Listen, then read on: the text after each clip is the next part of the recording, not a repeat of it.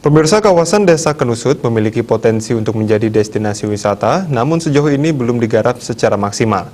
Pemandangan dari Pura Penataran Bukit Kembar Kenusut misalnya menyajikan panorama pantai dan Pulau Nusa Penida yang mengagumkan.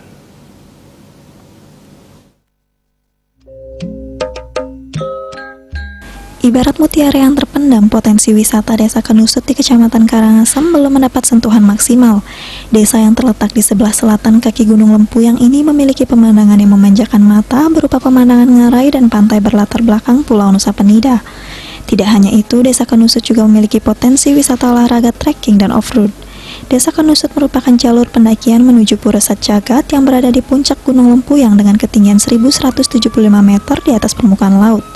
Lelahnya pendakian diyakini akan terobati dengan suguhan pemandangan dan indah hutan berselimut kabut tipis sambil menghirup udara segar dan disapa monyet-monyet yang lincah sebelum mencapai puncak.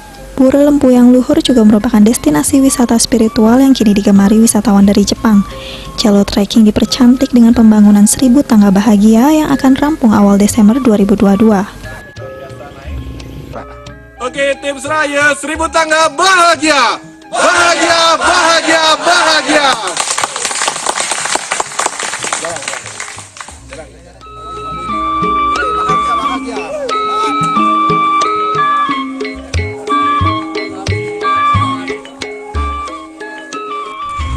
Mohon izin menyampaikan di mana Kepala Desa Bukit memiliki impian bersama warga Desa Bukit menjadikan Desa Dajumenang juga bagian dari desa wisata yang ada.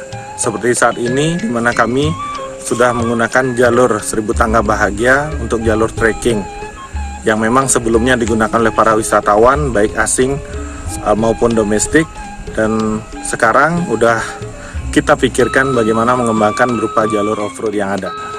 Ya, besar harapan kami perwisata di Bali Timur, tentunya di Desa Jumenang ini bisa berkembang pesat, di mana bisa membuka lapangan kerja, kemudian membawa banyak kesempatan untuk mempromosikan Karangasem pada dunia luar.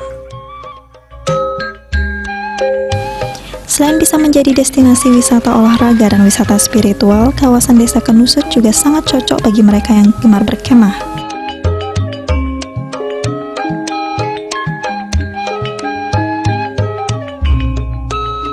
Artaya, Bali TV.